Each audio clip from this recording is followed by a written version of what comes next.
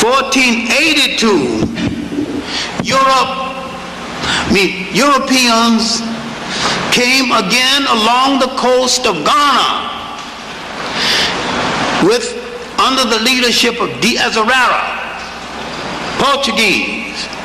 They wanted now to establish permanent fortifications. In the establishment of permanent fortifications, King Asa of Ghana tried to discourage them. He understood what was happening. And his famous speech is in a number of books, especially W.W. Claridge's 2-volume work, A History of the Gold Coast and Ashanti. It's again in J.C. DeGraff Johnson's African Glory. It's in a number of books. When he came along the coast, literally demanding to build permanent fortifications in Ghana, he discouraged it. He said that formerly you have come among us complaining about the weather, saying that we had no conditions under which you could live. Now you come in splendid attire. Now they will come all dressed up and saying they were sent by the gods. Now they're saying that they're coming to rule now. They want permanent fortifications. And what did they want to build? Elmina Castle, the largest slave fortress in all Africa. I was there this summer. Elmina, the mine. They want the gold, they want the yellow gold, and they want the black gold. Slaves. And while he tried to discourage them, he wanted to engage in legitimate trade as before. He said, in that way, if we see each other infrequently, we can preserve our friendship. They wasn't buying it. And when he wouldn't buy the Bible story, they forced their way in, offshore, 500 troops. And among these troops and sailors, a little-known sailor, Christopher Colon, later known Christopher Columbus. Read Columbus's diary, and he says, as man and boy, I sailed up and down the Guinea coast for 23 years. What was Christopher Columbus doing up and down the Guinea coast for 23 years? He was in the early Portuguese slave trade. This man might be one of the biggest fakers and one of the biggest con men in history. Why didn't he go to the East Indies with Isabella's money and Isabella's endorsement? Why did he go to the West Indies in the first place? What did he know about going to the West Indies? What did he learn about the West Indies? He learned from African sailors who had already gone to the West Indies. Then there's proof that African sailors had already gone to the West Indies. They told him how to pick up a sea current. You pick up a sea current someplace along the coast, it would take you straight to the West Indies. You have to wait 6 months, it reverses itself and bring you back. That's why ships were wrecked off the coast of Portugal on his way home. He may well have double-crossed Isabella. He double-crossed his sailors too, because he made them sign a paper saying that he was in the East Indies, and if they didn't sign, he wanted to cut their tongues out. All of this is documented.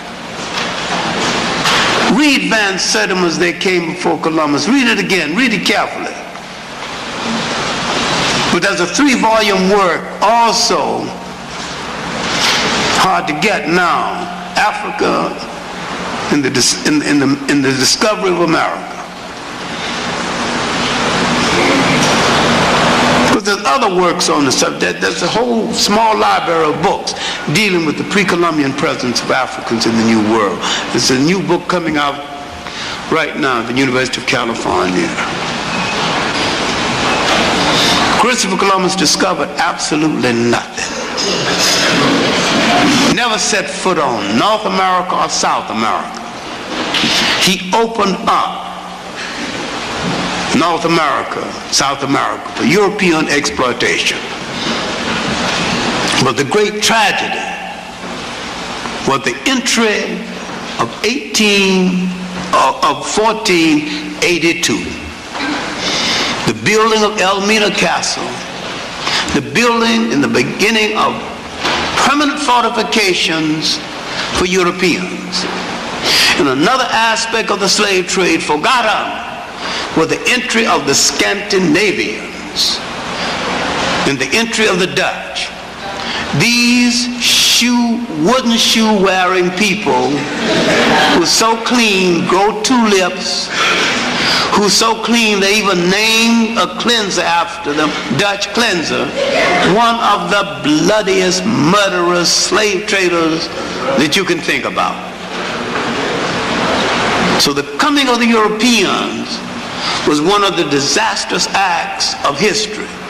When people are telling you about their Holocaust, all you have to say is that when you finish talking about your 6 million, I'll start my count with 60 million, and I'm just starting my count. We talk about Holocaust the same as we talk about fish stories. Those who caught the biggest fish do the most talking. I was at Elmina Castle, and I was at Goree Islands. Goree Island, one of the smaller of the slave folks, 20 million just passed that one. They got 46 castles. 20 million passed through Goree. I was at Elmina, the biggest one. There's no counting of how many passed through Goree, passed through Elmina. That's the monster. Its first dungeon holds 1,000.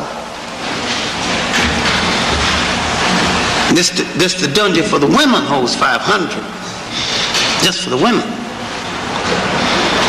Had one compartment for the virgin girls, for the ship's captains and the governors to pick their choice which one they wanted to rape that night. That holds 250. So the coming of the Europeans, one of the great tragedies then in the history of the whole world. Now the economy of Africa is getting the economy of Europe off the ground.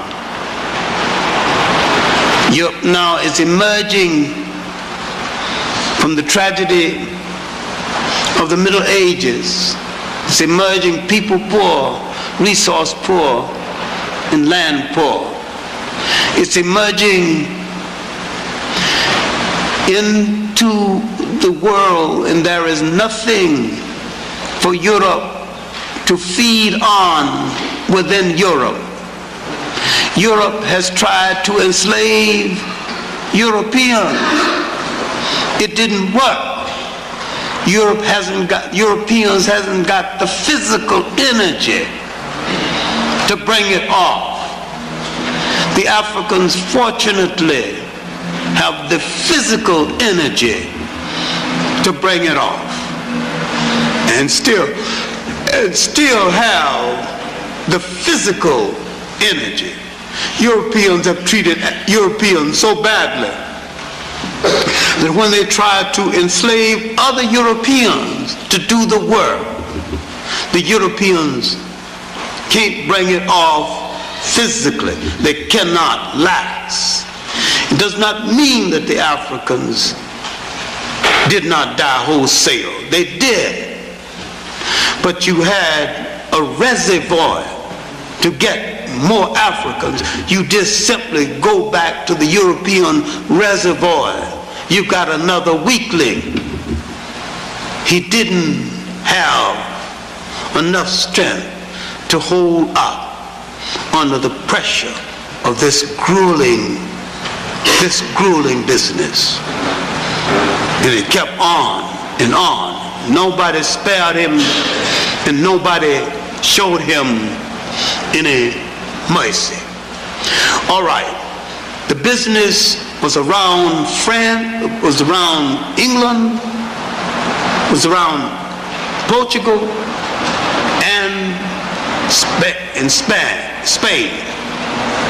The British were kept out of the business, not out of any benevolence, because of an argument the British had with the Catholic Church. The French had some difference of opinion with the church and did not enter the business until that holy devil, Cardinal Richelieu, gave France a rationale to get into the business. Then France got into the business. Someone gave Henry VIII's daughter, Queen Elizabeth I, a proposal for England's getting into the slave trade, and she rejected it. Then someone showed her how much profit could be made, and she accepted it. Then the lead ship in the British entry into the slave trade was her personal property, the good ship Jesus. That was the name. Now, among the female power brokers of Europe, Elizabeth stands out. But don't forget who she was and what she did. Europe had practically no great outstanding women power brokers. And the one they did have was Elizabeth. She knew how to handle power. But in handling it, don't forget what she did to us and how she handled that power and how that power was directed. Finally, once the British broke clear of the Catholic Church, the British no longer had to secure what is called the Asientos, literally permission to engage in the trade. Now, the British went into the business with a vengeance. The British, led by Captain Hawkins, moved into the business with a vengeance. And when the British got into the business, it became a business. It was no longer sloppy. They drove the Portuguese out of West Africa. The Portuguese moved down to the Congo, subsequently Angola. And now the British pressured them. The French moved in. The British said, show me the clause in Adam's will that says I'm not entitled to my share of this African gold. And the French said, who gave the Pope right to give away what wasn't his in the first place?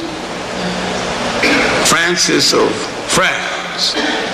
Now everybody now was bidding for a share of Africa.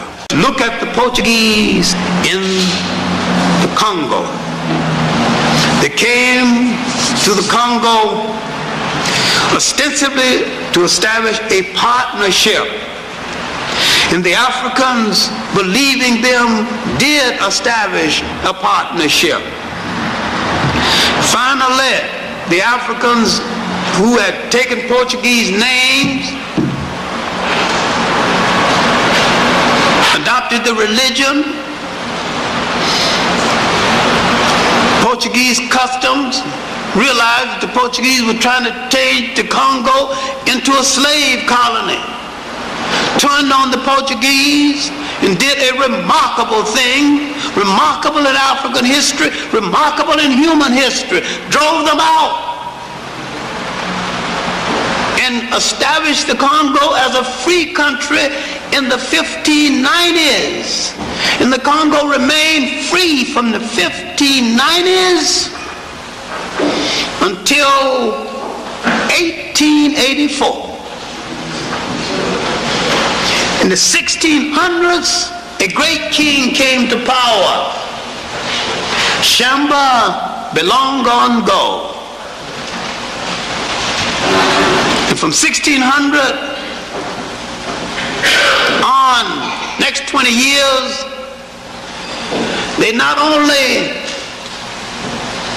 threw away the Portuguese religion, threw Portuguese cooking utensils into the sea, tore down the Portuguese churches, went back and became purely African, and had a golden age. Built again the Bashongo kingdom. There were two kingdoms, the kingdom of the Congo and Bashongo.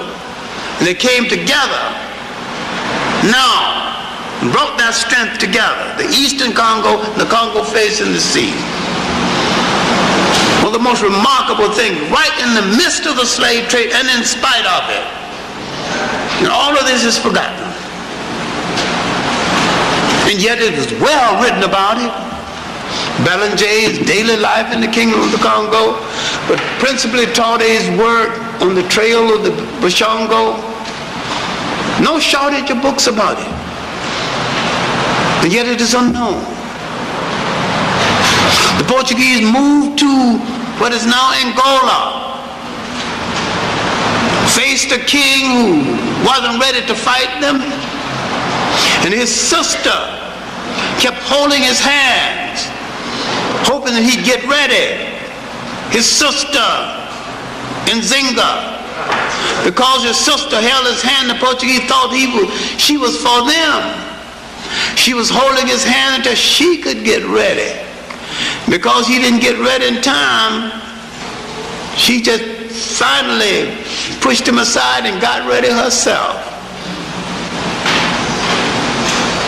She fought the Portuguese 52 of her 81 years, giving no quarter, asking no quarter. One of the greatest of the African warrior queens.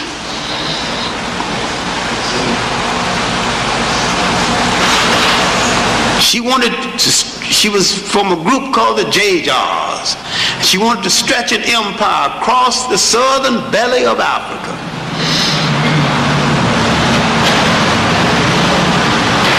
She became a Christian strategically, using it the way they use it.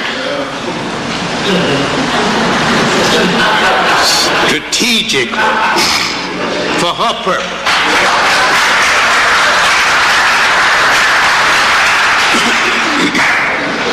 Went to Portugal for a treaty, saw people hungry. She said, you people don't live no Christianity. What are these people doing hungry? What kind of Christians are you?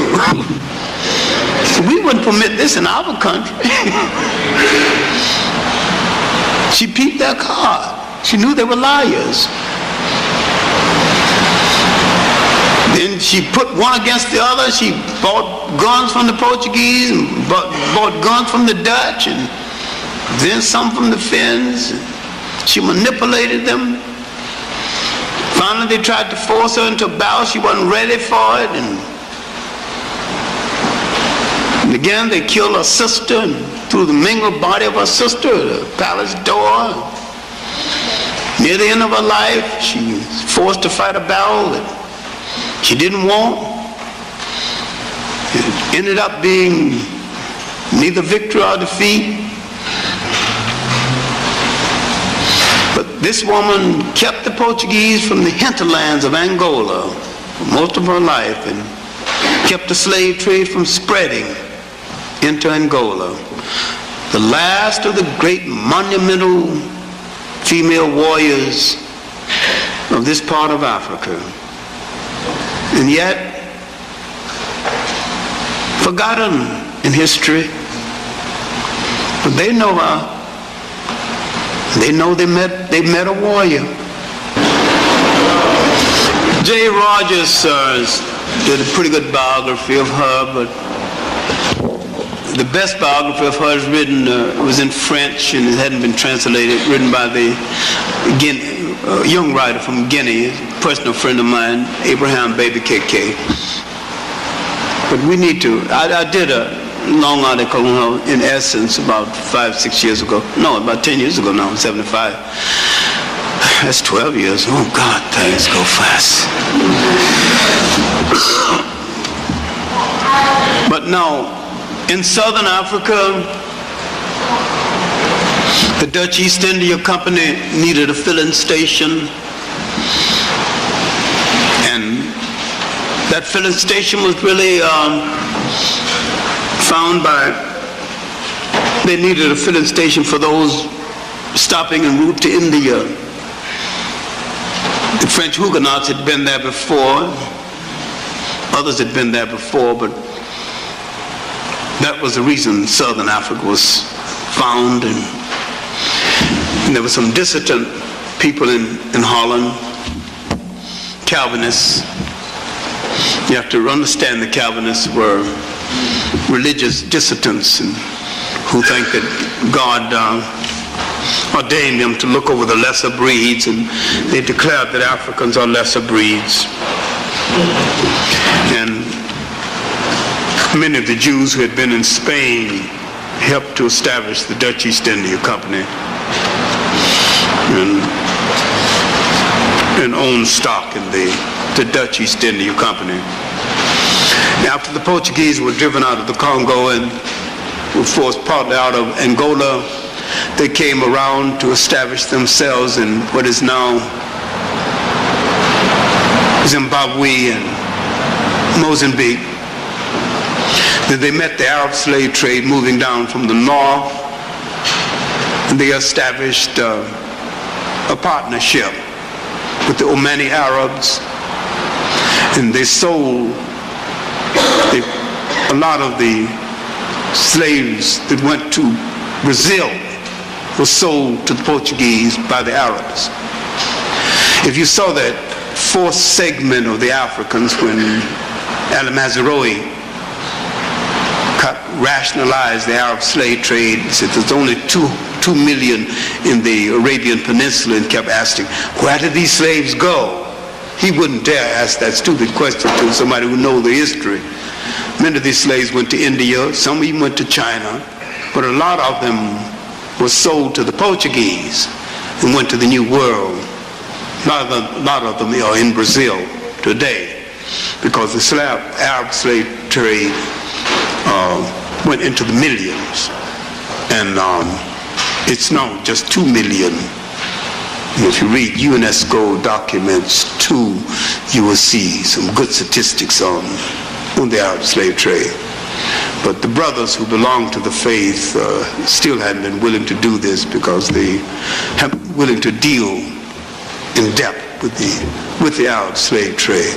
But the coming of the Europeans to East Africa was met with the Portuguese developed not only a slave trade in East Africa, but enter a partnership with the Arab slave trade. Now let's deal with North Africa, because we want to deal with the coming of the Europeans to the total of Africa.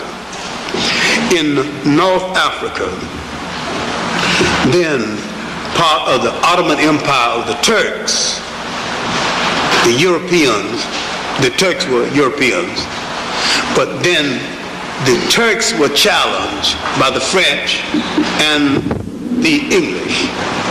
When the Turks were challenged by the French and the English, you see a new kind of colonialism being overlaid by that one kind of colonialism challenging another kind of colonialism. Now you see competition between slave traders and slave traders, and Africans caught in a vice of history, caught in a vice of history and competition between traders and traders. And the European, especially the British, controlling the business more and more. The absentee European now entering the business. You can now buy ships in the business without seeing the ships. You can buy plantations without seeing the plantations. You have slave stock on the British exchange. You got the birth of Lords of London gambling on the exchange. Then you have the birth of something that's going to change the system. You have the U.S. that began to make a faster ship. And the U.S. that had been buying slaves from England and partly from the Portuguese. The U.S. is now making its own ships and sending its ships directly to Africa. Now a competitor, and a ruthless competitor, has entered the slave trade. And not only a ruthless competitor in the slave trade, but a person that would change the whole system of trading.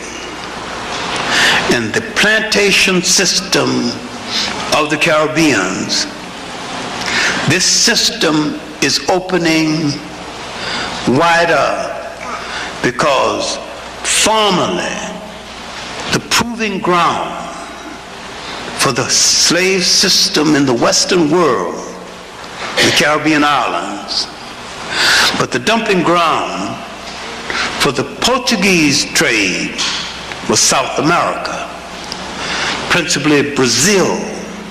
But Brazil was a resale point for South America, but the resale point for the United States was the Caribbean islands. With the U.S. challenging the British trade, the widening of the gap, in the competition is now becoming a thing, a worldwide system. The main thing that we need to look at is that this system endorsed by the church was the first international